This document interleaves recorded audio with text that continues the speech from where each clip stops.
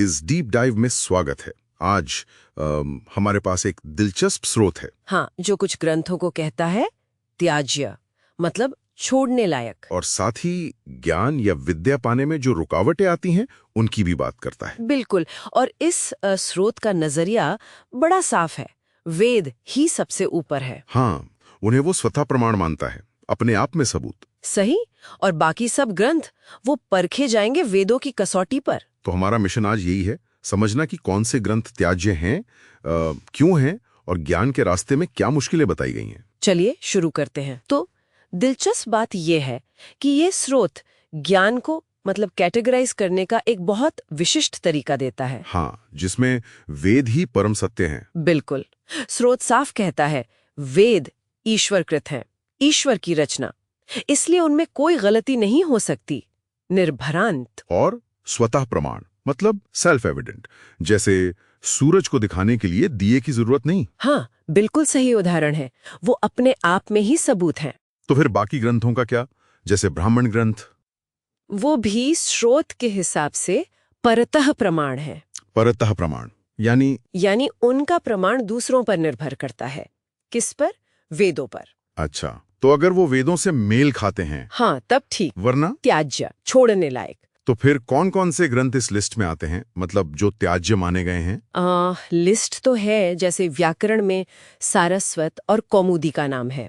और कोश में अमरकोश। हाँ, अमरकोश भी। अरे, वो तो बहुत प्रसिद्ध है। और ज्योतिष में मुहूर्त चिंतामणि, काव्य में रघुवंश, माघ काव्य, ये भी। रघुवंश भी कालिदास का। और वैशेषिक, योग। हाँ, वैशेषिक में तर्क संग्रह, योग में हठ योग प्रदीपिका, और वेदांत में योग वासिष्ठ और पंचदशी। ये तो बहुत सारे बड़े और महत्वपूर्ण ग्रंथ हो गए। और रुकिए, लिस्ट अभी और है।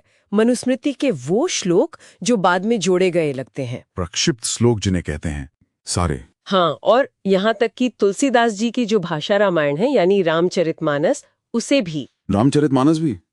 कारण क्या बताया है? कारण वही है, स्रोत कहता है ये सब ग्रंथ कपोल कल्पित हैं, मन घड़ंत, मिथ्या हैं। मतलब पूरी तरह झूठ? नहीं, पूरी तरह नहीं। यहाँ एक बारीक बात है, स्रोत मानता है कि इनमें शायद कुछ सच हो। अच्छा। हाँ, पर उसमें झूठ इतना ज्यादा मिला हुआ है कि वो जहर मिले अनाज जैसा हो गया है। ओह, विष युक्त अन्न। हाँ, तो उसे खाना खतरनाक है। बिल्कुल, इसलिए त्याज्य है। स्रोत का तर्क है कि इनमें जो थोड़ा बहुत सच है भी, वो तो वेद और दूसरे सत्य शास्त्रों का ही है। और जो झूठ है वो इन ग्रंथों का अपना है। सही पकड़ा। तो निष्कर्ष ये है कि अगर आप सिर्फ वेद और सत्य शास्त्र पढ़ लें तो सारा सच आपको मिल ही जाएगा। फिर इन मिले जुले ग्रंथों को पढ़ने की जरूरत ही नहीं। हाँ, इनको छोड़ देना चाहिए। स्रोत तो सीधे कहता है हमारा मत वेद है, एक मत। बिल्कुल साफ स्टैंड है। अच्छा, एक और बात थी, इतिहास पुराण वगैरह का जिक्र आता है शास्त्रों में। हाँ, आता है। तो स्रोत उसे कैसे समझाता है? क्या वो भागवत जैसे पुराणों की बात है? नहीं नहीं, स्रोत ये साफ करता है। वो कहता है कि जब शास्त्रों में इतिहास, पुराण, कल्प, गाथा, नारशंसी का जिक्र हो तो वो ब्राह्मण ग्रंथों के ही कुछ हिस्सों की बात कर रहे हैं। अच्छा, मतलब ऐतरेय ब्राह्मण, शतपथ ब्राह्मण वगैरह के अंश। हाँ, न कि बाद वाले पुराण ग्रंथ। हाँ, ये फर्क करना उनके लिए जरूरी था। ठीक है, तो ये तो हो गई त्याज्य ग्रंथों की बात। अब विद्या में विघ्न, ज्ञान पाने में क्या रुकावटें हैं? हाँ, इसकी भी एक पूरी लिस्ट दी है स्रोत में। क्या है वो? सबसे पहले है कुसंग, मतलब बुरी संगत। ठीक है, ये तो समझ आता है। फिर दुर्व्यसन, नशा, जुआ, वेश्यागमन वगैरह। और बाल्यावस्था में विवाह, इसे भी एक बड़ा विघ्न माना है। बाल्यावस्था में? मतलब कितनी उम्र से पहले? हाँ, लड़कों के लिए 25 साल से पहले और लड़कियों के लिए 16 साल से पहले शादी करना, ये ज्ञान प्राप्ति में रुकावट है।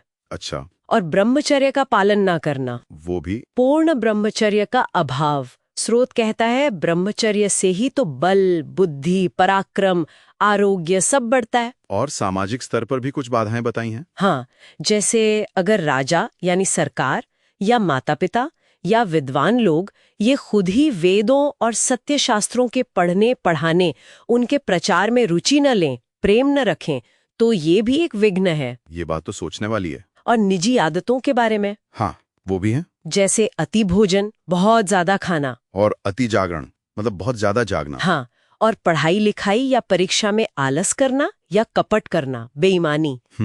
और ये भी कि विद्या लाभ को मतलब ज्ञान पाने को सबसे जरूरी न समझना, सर्वोपरि न मानना। बिल्कुल। और एक और बात, ईश्वर का ध्यान करने की बजाय मूर्ति पूजा जैसी चीजों में वक्त गंवाना। या फिर पैसे की लालच में लोभवश पढ़ाई छोड़ देना। हाँ, या बस यूं ही बेकार घूमना फिरना, व्यर्थ भ्रमण, ये सब विद्या में विघ्न है। तो स्रोत का आग्रह क्या है?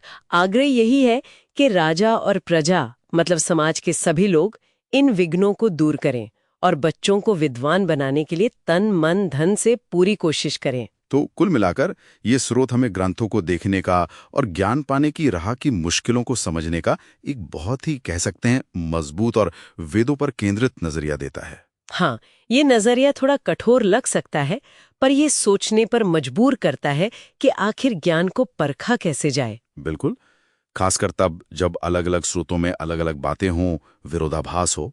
ये स्रोत तो एक सीधा समाधान देता है वेद। हाँ, लेकिन ये हमें अपने खुद के पैमानों पर भी सोचने को उकसाता है। हम कैसे तय करें कि क्या सही है क्या गलत? सही बात है। और श्रोताओं के लिए भी ये सोचने का बिंदु हो सकता है। आज का जो ये इन्फॉर्मेशन का युग है, जहाँ इतने सारे स्रोत हैं, हाँ, हर तरह की जानकारी, तो उसमें ये जो सच और झूठ का मिश्रण वाला विचार है जो स्रोत ने उठाया, वो कितना प्रासंगिक लगता है। बिल्कुल। और ज्ञान की खोज में साफ नजरिया, एक फोकस बनाए रखने के लिए हम किन मापदंडों का, किन पैमानों का इस्तेमाल कर सकते हैं, ये एक अहम सवाल है।